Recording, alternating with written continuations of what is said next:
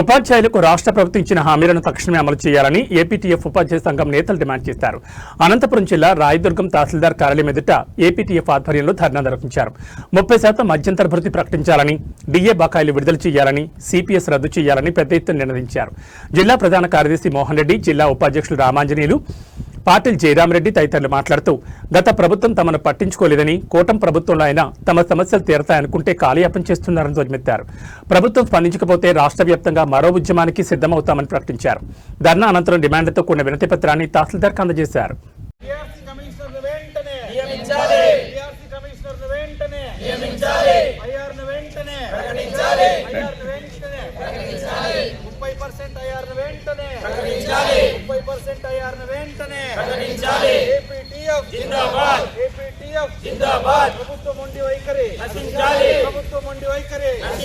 ప్రభుత్వం ఉండి వైఖరి సిపిఎస్ ను వెంటనే రద్దు చేయాలి, సిపిఎస్ ను వెంటనే రద్దు చేయాలి, ఓపీఎస్ ను వెంటనే పునరుద్ధరించాలి, 30% ఐఆర్ ను వెంటనే ప్రకటించాలి, 30% ఐఆర్ ను వెంటనే ప్రకటించాలి, పిఆర్సీ ని వెంటనే నియమించాలి, పిఆర్సీ కమిషన్ ను వెంటనే నియమించాలి, పిఆర్సీ కమిషన్ ను వెంటనే నియమించాలి, 30% ఐఆర్ వెంటనే నియమించాలి, పిఆర్సీ కమిషన్ ను వెంటనే నియమించాలి.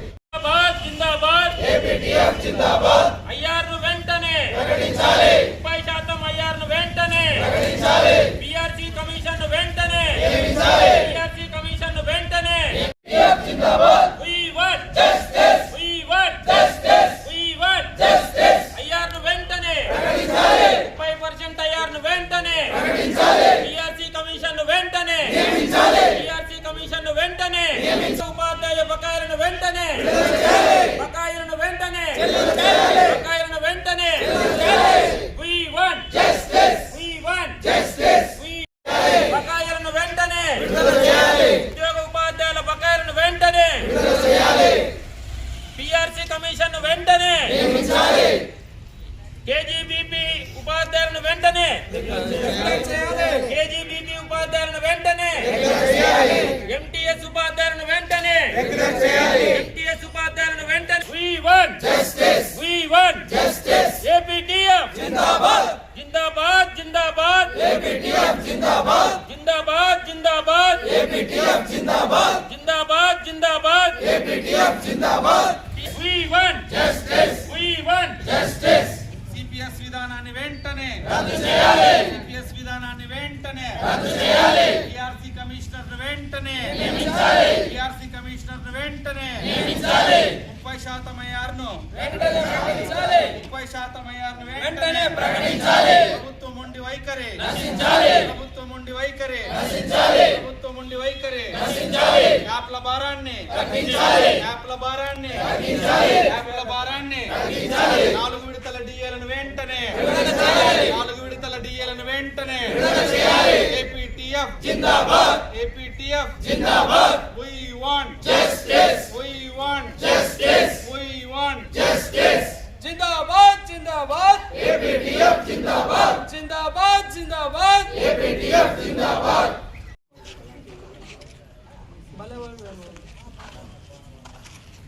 రైట్.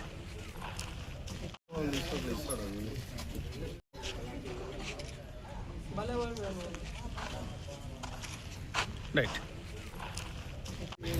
గత ప్రభుత్వం ఉన్నప్పుడు ఉపాధ్యాయ ఉద్యోగులకు చాలా ఇబ్బందికరమైనటువంటి పరిస్థితులు ఉన్నాయి. మరి ఆనాడు ప్రతిపక్షంలో ఉండేటువంటి ప్రస్తుత ముఖ్యమంత్రి గారు, ప్రస్తుత విద్యాశాఖ మంత్రి గారు కూడా ఉపాధ్యాయ ఉద్యోగులకు చాలా హామీలు ఇచ్చి మరి వాళ్ళ అధికారం చేపట్టిన తర్వాత ఇంతవరకు కూడా ఆ హామీలలో ఆర్థికపరమైనటువంటి హామీలు ఏవి కూడా సజావుగా అమల్లోకి రాకుండా ఉండడం అనేది జరిగింది. మరి చాలాసార్లు కూడా సీఎం గారితో కావచ్చు, లేదా సిఎస్ గారితో కావచ్చు, ఉపాధ్యాయ ఉద్యోగ సంఘాలతో చర్చలు జరిగినప్పుడు కూడా మరి హామీ ఇచ్చిన విధంగా కూడా మన యొక్క సమస్యలు అనేవి కూడా ఈరోజుకి అలాగే పెండింగ్లో ఉన్నాయి. దాదాపు ఈరోజుకి గత ప్రభుత్వం పెట్టిండేటువంటి బకాయిలు కావచ్చు, మరి ఈ ప్రభుత్వం వచ్చిన తర్వాత ఉండేటువంటి బకాయిలు కావచ్చు, 30,000 కోట్లు అవి పేరుకొని పోతున్నాయి. కాకపోతే కొంతలో గుడ్డు కన్నా మెల్ల అన్నట్టు ఈ ప్రభుత్వం వచ్చినాక కొంతవరకు బకాయిలు మరి వేయడం అనేది చేయడం జరిగింది. కానీ పూర్తి స్థాయిలో ఉపాధ్యాయులకు కానీ ఉద్యోగులకు కానీ రావాల్సినటువంటి డిఏకి సంబంధించినటువంటి అరియర్స్ కానీ పిఆర్సీకి సంబంధించినటువంటి అరియర్స్ కానీ ఇంతవరకు కూడా పూర్తిగా చెల్లించినటువంటి పరిస్థితి. అదేవిధంగా ఈహెచ్ఎస్కి సంబంధించి కూడా ఉపాధ్యాయ ఉద్యోగులకు చాలా ఇబ్బందులు ఉన్నాయి. వాటిపైన కూడా ప్రభుత్వానికి చాలాసార్లు మెమరాండం ఇవ్వడం జరిగింది. దానిపైన కూడా మనం ఆశించిన విధంగా స్పందన లేదు. అదేవిధంగా మరి ఇంతవరకు పిఆర్సీ కమిషన్ని ఏర్పాటు చేసి దానికి పిఆర్సీకి సంబంధించినటువంటి కమిషనర్ని ఏర్పాటు చేయడం అనేది జరగలేదు. సో అది ఏర్పాటు చేసేంత వరకైనా కూడా మరి 30% ఏదైతే ముఖ్యమంత్రి గారు నేను మంచి పిఆర్సీ ఇస్తానని తెలియజేసినారో మరి అంత కాకపోయినా కనీసం 30% ఐఆర్నైనా ఈరోజు ప్రకటించాలని మేము డిమాండ్ చేస్తున్నాం. దాంతోపాటుగా మరి 2010 కన్నా ముందు ఎవరైతే ఉపాధ్యాయులు అపాయింట్ అయినారో వాళ్ళందరూ కూడా ఇప్పుడు కొత్తగా టెట్ అనేటువంటి పరీక్షని మళ్ళీ వాళ్ళందరూ రాయాలా, లేదంటే 2 సంవత్సరాల్లో వాళ్ళు ఉద్యోగం నుంచి వైదొలగాల్సి ఉంటుందని ఏదైతే సుప్రీంకోర్టు తీర్పు ఇచ్చిందో దానిపైన కూడా కేంద్ర ప్రభుత్వానికి రాష్ట్ర ప్రభుత్వము మరి లేఖ ద్వారా కావచ్చు లేదా వాళ్ళపైన ఒత్తిడి తెచ్చి ఆ టెట్ రాసేటువంటి అవసరం లేనటువంటి ఒక సందర్భాన్ని మరి రాష్ట్ర ప్రభుత్వం చేకూర్చాలని కోరుతూ సిపిఎస్ని ఏదైతే రద్దు చేస్తామో మంచి ఓపీఎస్ ఇస్తామని చెప్పినారో దాన్ని కూడా ఇంతవరకు ఆ హామీ పైన కూడా మరి ప్రభుత్వం నుంచి ఎటువంటి ఆశించినటువంటి ఒక జవాబు అయితే ఇంతవరకు రాలేదు. అదేవిధంగా చాలా రకాలైనటువంటి సమస్యలు కాంట్రాక్ట్ బేసిస్ అవుట్సోర్సింగ్ ఉండేటువంటి వాళ్ళని రెగ్యులరైజ్ చేస్తామని కూడా చెప్పారు. కానీ ఇంతవరకు కూడా దానిపైన ఎటువంటి చర్యలు తీసుకోలేదు. ఎంటీఎస్ టీచర్స్ కావచ్చు, కేజీబీలో ఉండేటువంటి టీచర్స్ కావచ్చు, ఎంపీజేబీ దాంట్లో గురుకులాల్లో ఉండేటువంటి టీచర్స్ చాలామంది కూడా కాంట్రాక్ట్ బేసిస్లో ఉన్నారు. వాళ్ళందరికీ కూడా కనీసము వాళ్ళ ఈరోజు ఉండేటువంటి ఏదైతే ఆర్థిక ప్రమాణాల పరంగా అయినా మినిమం టైం స్కేల్ ఉండేటువంటి ఒక పరిస్థితినైనా ప్రభుత్వం తీసుకురావాలని తెలియజేసుకుంటూ మళ్ళా ఈ యాప్లతో ఉపాధ్యాయులు చాలా ఇబ్బంది పడుతున్నారు. గతంలో అనేక యాప్లు ఉండేవి, ఈరోజు అన్ని యాప్లు తెచ్చి ఒకే యాప్లో పెట్టి ఇంకా ఇబ్బందికరంగా ఉంది.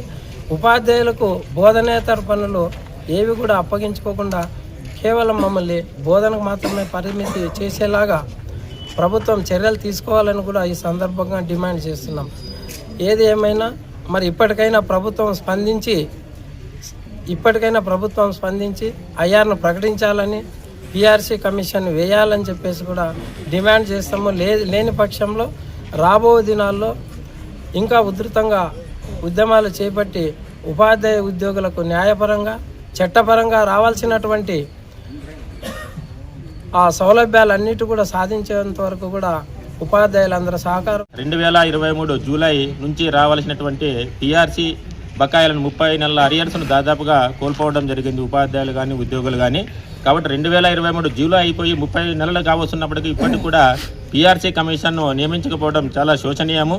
ఇంతకుముందు సిపిఎస్లో గత ప్రభుత్వం సిపిఎస్ వారం లోపల రద్దు చేస్తామని చెప్పి మాట మడమ రెండూ తిప్పారు. కానీ ఈ ప్రభుత్వం కూడా ప్రతిపక్షంలో ఉన్నటువంటి ప్రస్తుత ముఖ్యమంత్రి దాదాపుగా సిపిఎస్పై తగిన నిర్ణయం తీసుకుంటామని చెప్పి దాదాపు 2 సంవత్సరాలు గడుస్తున్నప్పటికీ కూడా సిపిఎస్ పైన ఎటువంటి ఆలోచన కూడా చేయడం లేదు. బకాయిలు అయితే దాదాపుగా 30,000 కోట్ల దాకా బకాయిలు పెరిగిపోతున్నాయి. 4 విడతల డిఏలు కూడా చాలా పెండింగ్లో ఉన్నాయి. ఎందుకంటే డిఏ అనేది కేంద్ర ప్రభుత్వం అయితే అప్డేట్గా ఇస్తూ ఉంది. దాంట్లో మనకి పర్సంటేజ్ ప్రకారంగా 4 విడతల డిఏ పెండింగ్ ఉందంటే దాదాపుగా ఒక పీఆర్సీని కోల్పోయినటువంటి పరిస్థితి. ధరలు చూస్తే రోజు రోజుకి పెరిగిపోతున్నాయి. కానీ ఉద్యోగుల యొక్క డిఏలు కానీ ఐఆర్ కానీ బెనిఫిట్స్ అయితే ఏవి కూడా రావడం లేదు. ఎన్నో రకాలైనటువంటి బకాయిలు, ముఖ్యంగా సీనియర్ సిటిజన్స్ పెన్షనర్లు అయితే దాదాపు కమిటేషన్ మాత్రమే ఇస్తున్నారు. ఆ గ్రాట్యుటీని అయితే ఇవ్వలేక దాదాపు 2023 నుంచి 24 నుంచి పెండింగ్లో ఉన్నాయి. కాబట్టి ఆ పెండింగ్ గ్రాట్యుటీలను కానీ అదేవిధంగా 75-80 సంవత్సరాలకు ఉన్నటువంటి వాటి అడిషనల్ బెనిఫిట్స్ కూడా ఖచ్చితంగా ఆ సీనియర్ సిటిజన్స్కి ఇవ్వాలని చెప్పి ఏపీటీఎఫ్ పక్షాన డిమాండ్ చేయడం జరుగుతూ ఉంది. ఎన్నో రకాలైనటువంటి బకాయిలు చాలా పెండింగ్లో చాలా ఉన్నాయి. ఎక్కడ వేసినటువంటి గొంగడి అక్కడే ఉంది. ఈహెచ్ఎస్ అయితే అన్ని రోగాలకు అన్ని హాస్పిటల్లో ఖచ్చితంగా ట్రీట్మెంట్ జరగాలని చెప్పి ఏపీటీఎఫ్ పక్షాన డిమాండ్ చేయడం జరుగుతూ ఉంది. కాబట్టి 4 డిఏలను ప్రకటించి ఐఆర్ను ఖచ్చితంగా కమిషన్ను నియమించి ఐఆర్ను 30% ఐఆర్ను వెంటనే ప్రకటించాలని చెప్పి ఈ ప్రభుత్వానికి ఏపీటీఎఫ్ పక్షాన డిమాండ్ చేయడం జరుగుతూ ఉంది. గవర్నమెంట్కి మేము తెలియజేయడం ఏమంటే మా యొక్క సమస్యలు ముందుగా లేడీస్కి చైల్డ్ కేర్ లీవ్ 180 days ఇచ్చినారు. దాంట్లో డిపెండెంట్ అనే పదాన్ని తొలగిస్తే మాకు అనుకూలంగా ఉంటుంది వాడుకోవడానికి. అదేవిధంగా ఐఆర్ను వెంటనే ప్రకటించాలి, సిపిఎస్ రద్దు చేయాలి వెంటనే. చాలామంది ఉపాధ్యాయులు దీనివల్ల చాలా ఇబ్బందులకు గురవుతున్నారు కాబట్టి సిపిఎస్ను వెంటనే రద్దు చేయాలి, ఐఆర్ను ప్రకటించాలి, డిఏలు కూడా వెంటనే ప్రకటించాలని, ఈ డిఏ బకాయిలను వెంటనే విడుదల చేయాలని ఈ సభాముఖంగా నేను ప్రభుత్వానికి తెలియజేస్తున్నాను.